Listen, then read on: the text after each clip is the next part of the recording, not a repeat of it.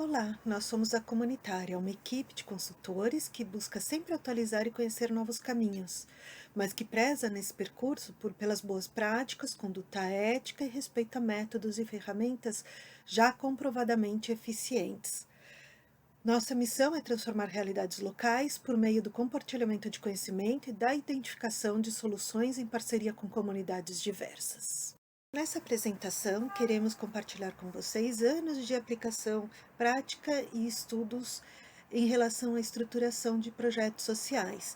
Para isso, nós vamos partir analisando cenários, identificando a solução de problemas e estratégias de ação. Vamos apoiar vocês no conhecimento de uma estrutura lógica de projeto e vamos tratar também do fechamento do ciclo. Vamos lá? Muitas vezes nos pedem para colaborar com a elaboração de projetos, seja para ensinar essa estruturação de projetos, seja para reavaliar a estruturação de projetos, ou ainda para aplicar projetos em localidades ou temas por meio de um investimento social, ou ajudar uma comunidade a estruturar vontades de desenvolver ações em seu entorno, em sua localidade. Para isso, o primeiro passo a ser dado é a análise de cenário. A análise de cenário ela começa pela observação. Você precisa entender o local, entender os problemas locais, precisa coletar dados, verificar o problema e a partir daí você começa a ter ideias de como solucioná-lo. Para validar essas ideias, você precisa fazer uma análise um pouco mais profunda. Então, você observou, você teve a ideia e passou por um processo de análise, que envolve buscar conhecimento, então ler sobre o assunto, sobre o local, levantar dados, seja com as pessoas que moram lá, seja com dados que existem sobre aquela localidade ou sobre aquele tema, identificar os potenciais, identificar desafios que você vai ter no percurso e dar uma olhada no território para ver se alguém já está fazendo. Começa tudo desse olhar, observar, ter a ideia e analisar.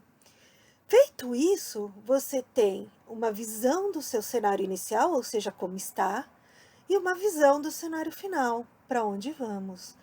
E nesse processo, você tem também os riscos, ou seja, o que pode acontecer que vai me impedir de chegar lá, a experiência, ou seja, eu tenho a experiência, as pessoas envolvidas têm a experiência para conseguir os resultados esperados, e as influências, ou seja, há força para isso, há grupos apoiando essa ideia.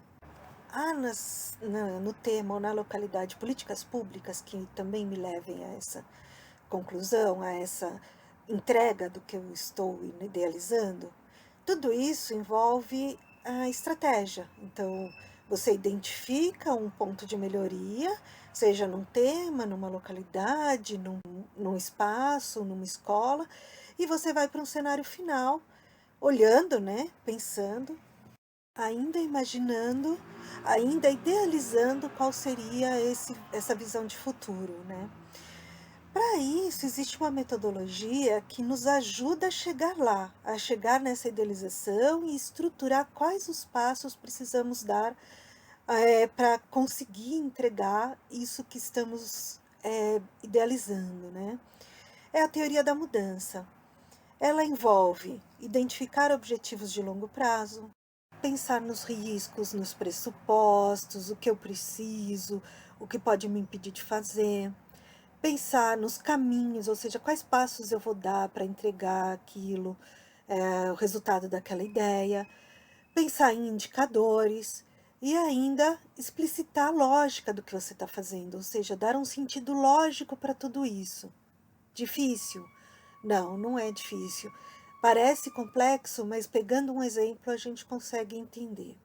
Vamos lá. Por exemplo, estou numa escola, eu tenho horários de contraturno escolar.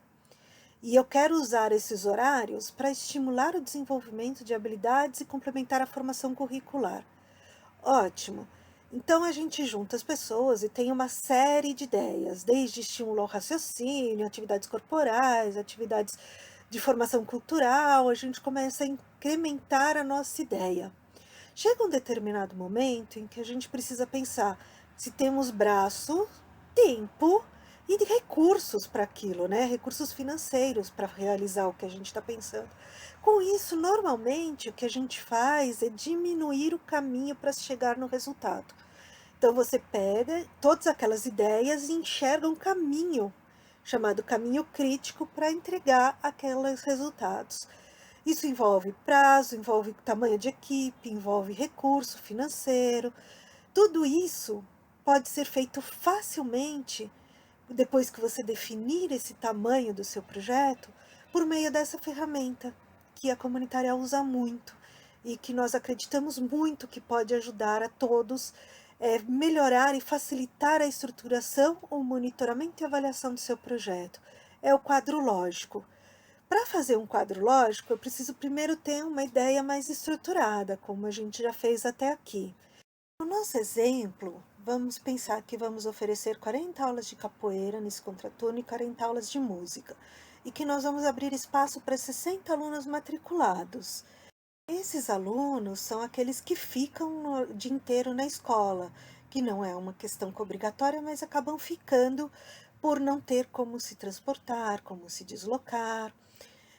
E tudo isso a gente vai estruturando de uma forma em que fique clara a lógica disso, ou seja, quais são as atividades envolvidas? Essas atividades vão gerar quais resultados? Quais eram mesmo os objetivos que eu tinha? Como que eu vou fazer para medir isso com indicadores?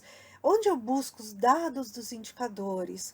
E quais são os riscos ali, o resultado dos riscos que eu analisei? Ou seja, quais os pressupostos para passar das atividades para os resultados e objetivos? Esse é o quadro lógico, que é uma estrutura visual em que a gente consegue ter o projeto desenhado, que funciona como um alinhamento, funciona para o monitoramento e avaliação, e vem da estruturação.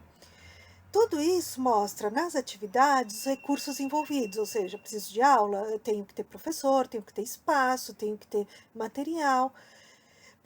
Quais são as conquistas intermediárias que eu estou prometendo? Eu estou prometendo concluir 40 aulas e até a aula 20 eles já saberem jogar capoeira. E o que eu tinha prometido lá, né, com os meus objetivos? Eu tinha prometido preencher esse contraturno. Eu tinha prometido que e usar esse contraturno de uma forma útil para que esses alunos não fiquem sem o que fazer nesse momento, sem espaço para ficar, sem orientação, e que eles possam se sentir estimulados a passar esse tempo na escola. Tudo bem, e o que me levou a fazer tudo isso mesmo? Não adianta a gente só estruturar até os objetivos um projeto. Lembra que a gente partiu de uma análise de cenário e pensou em ideias para resolver aquele cenário? Significa que tinha algum problema e a gente está procurando resolver. Então, nesse caso, por exemplo, são os pais que estão reclamando na prefeitura? São os alunos que não estão engajados com esse uso de tempo para estudo? São os alunos que não têm como voltar para casa até o final do dia? Qual era o problema que me motivou a fazer isso? E é isso que eu quero transformar. Eu quero, por exemplo, que os pais reclamem menos nessa prefeitura, que eles se sintam atendidos, se sintam ouvidos.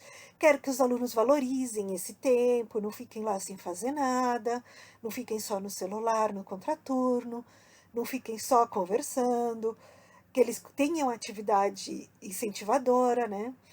E quero também que eles não se sintam parados, que eles sintam que seu tempo está sendo bem usado. Isso é a lógica do meu projeto. Eu tenho atividades, resultados, objetivos e tenho que transformar aquela situação que me levou a fazer o projeto, né? Quando eu estou falando em impacto, eu estou falando em transformação, eu estou falando em o público gostar, o público está satisfeito com o que você está fazendo, você tem uma satisfação de quem investiu naquele projeto, você tem um processo de fidelização, engajamento dessas pessoas, você conseguir mostrar que aquele problema de reclamações, alunos sem fazer nada no contraturno, foi resolvido. Então, todo projeto ele tem essa lógica em que a gente pretende fazer uma transformação. Ou seja, desde o meu dia a dia, aquelas atividades, aula a aula, eu tenho que entender para onde eu estou indo e o que eu vou resolver. Feito isso, eu tenho uma estrutura de projeto que vai me ajudar a garantir a entrega do que eu prometi. Começando ali pela criação de expectativa, eu criei expectativas, assumi um compromisso, captei recursos, seja de trabalho, de valor, para que isso aconteça, executei meu projeto, fiz um relatório final e entreguei aquele resultado, aquele relatório. É ali que a gente vai analisar e decidir se vai haver continuidade. O que a gente percebe e não é só nos objetivos que estão as expectativas, tanto das pessoas que participaram, quanto das pessoas que financiaram, e quanto dos demais públicos que estão ali no entorno daquele projeto. As expectativas, elas estão alinhadas sim a objetivos, mas também aos impactos esperados, ou seja, você transformou aquele problema numa solução? No caso do exemplo, a gente estaria parado na satisfação ali, nos alunos terem aprendido capoeira ou música. E aí, foi muito satisfatório porque os alunos aprenderam o que os professores estavam se propondo a oferecer para eles no contraturno. Mas será que eu resolvi o problema dos pais reclamando na prefeitura, o problema dos alunos ociosos à tarde? Por isso tudo é que a comunitária recomenda sempre o uso do quadro lógico de projeto, que é essa matriz que apresentamos para você. Ela tem solucionado projetos complexos com projetos simples e tem dado uma visão para todos os públicos envolvidos do que se espera e até onde se vai chegar. Essa ferramenta ela pode ser usada na estruturação do projeto, acompanha o projeto no seu dia a dia, permite que a gente faça esse monitoramento, reavaliações e entregue os produtos finais com os indicadores prometidos. Ficou claro? Escreva para a gente para tirar suas dúvidas. Entre no site da comunitária para acompanhar os próximos passos.